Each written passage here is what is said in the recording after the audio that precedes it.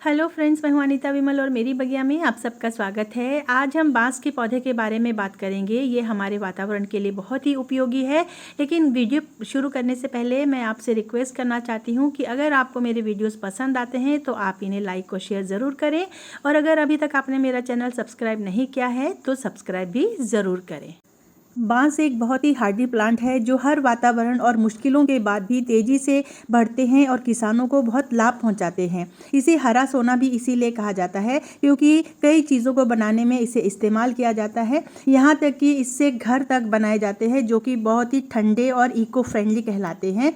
तो इसलिए बांस बहुत ही इम्पॉर्टेंट है। ये एक दिन में लगभग 1 फीट से भी ज़्यादा बढ़ जाते हैं। सभी बांस नहीं, लेकिन बांस की कुछ वैरायटी, तो कुछ लोग इन्हें पेड़ समझते हैं, लेकिन ये जो है घास की श्रेणी में आते हैं, ये पेड़ नहीं कहलाते हैं। बांस का पौधा बाहर से देखने में भले ही बेहद सख्त लगे, लेकिन इससे निकलने वाली जो छोटी कलियां होती हैं, कोपले होती है, और इवन इसके जो बीज होते हैं वो भी बहुत काम के होते हैं। और जो पत्ते होते हैं वो एनिमल्स के लिए, जानवरों को खिलाने के लिए भी इस्तेमाल किया जाता है। तो कहने का मतलब है कि इसका जो हर पार्ट है वो बहुत ही इम्पॉर्टेंट होता है और यूज़ किया जाता है। और कई जगहों पर तो बांस की जो कोपल होते हैं ना, जिनको बैम्बू शूट्स कहते हैं, वो भी इस्तेमाल किया जाता है खाने के लिए। पर्टिकुलरली कई तरह के खाने की चीज़ें बनाने के लिए, जैसे कि सब्ज़ी बनाते हैं, अचार बनाते हैं, या फिर इसकी और भी कई चीज़ों के साथ मिला के इसको भोजन में इस्तेमाल किया जाता है। जहाँ पर जैसे कि हमारे यहाँ नॉर्थ ईस्ट स्टेट्स है या छत्तीसगढ़ है, इवन हिमाचल प्रदेश में भी जो है बांस के जो बैम्बू शूट जिसको कहते हैं वो इस्तेमाल किया जाता है काफ़ी मात्रा में।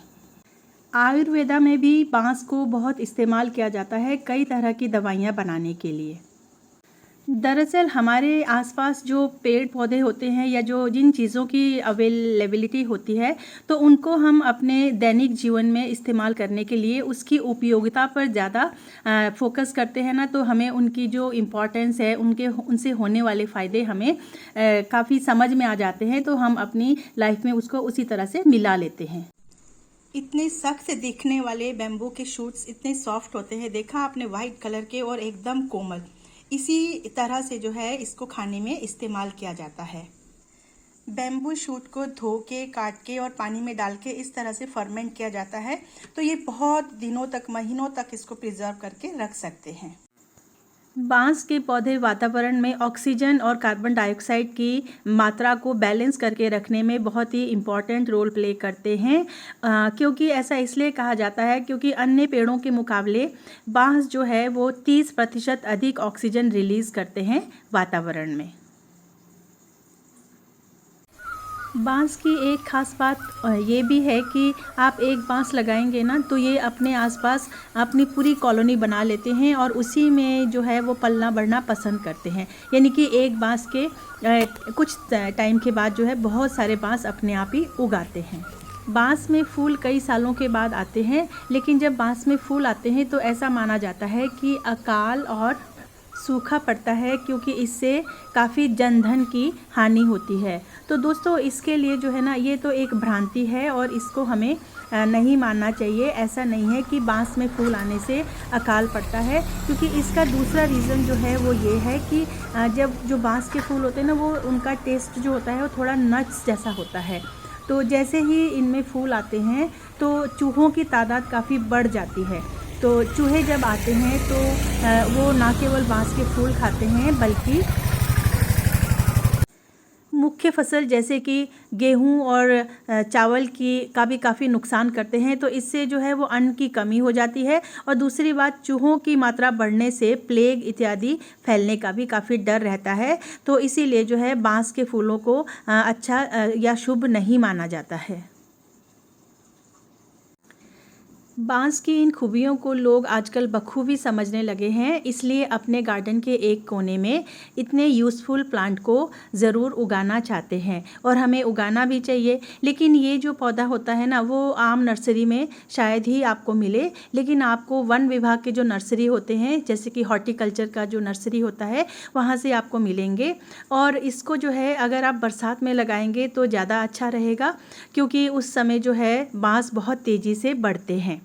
और हाँ, इसको लगाने के लिए हमें लोकेशन का ध्यान भी रखना चाहिए, क्योंकि अगर ये बहुत ही ज़्यादा तेज़ धूप में पड़े रहेंगे या बहुत गर्मी वाले लोकेशन में रहेंगे तो थोड़े पत्ते जल जाते हैं। नेचुरल सराउंडिंग में जैसे कि जंगल में तो ये बहुत अच्छे से ग्रो करते हैं, लेकिन गार्डन में हमें इस बात का ध्यान रखना पड़ेगा। और इसकी हाइट को छोटा बना के रखने के लिए इसको बीच बीच में कटाई छटाई भी बहुत ज़रूरी है करना। और ये बहुत तेज़ी से फैलता है, तो इसलिए इसके जो नए नए शूट्स आते हैं ना, उनको भी थोड़ा सा या पुराने को आप काटते जाए, ताकि नए वाले शूट्स को ग्रो करने के लिए वहाँ पे स्पेस हमें क्रिएट करना बहुत ज़रूरी होता है। नहीं तो ये अपने जो आसपास का एरिया होता है उसमें किसी और पौधे को पनपने नहीं देते हैं। ये तो हो गई ग्राउंड में लगाने के लिए। बांस का पौधा आप गमले में भी बहुत आराम से लगा सकते हैं। इसको लगाने के लिए आपको वेल ड्रेन मिट्टी डालनी चाहिए, क्योंकि अगर वेल ड्रेन मिट्टी नहीं होगी तो पानी इकट्ठा हो गया तो पौधे की जड़ सूख सकती है। ज़्यादा पानी इकट्ठा होने से जड़ें गल भी जाती हैं। और हमेशा ध्यान रखें कि अपने गमले को ग्रीन शेड के नीचे रखें, ताकि इनके पत्ते हमेशा हरे भरे रहें। और जितने भी एक्स्ट्रा जो ये खरपतवार उगाते हैं, घास वगैरह, इन्हें भी हमें हटा देना चाहिए, ताकि जो भी न्यूट्रिएंट हम गमले में डालें तो हमारे बैम्बू को ही मिले, ना कि इन घास को। आज के लिए बस इतना ही। मिलते हैं अगले वीडियो में, तब तक के लिए बाय बाय।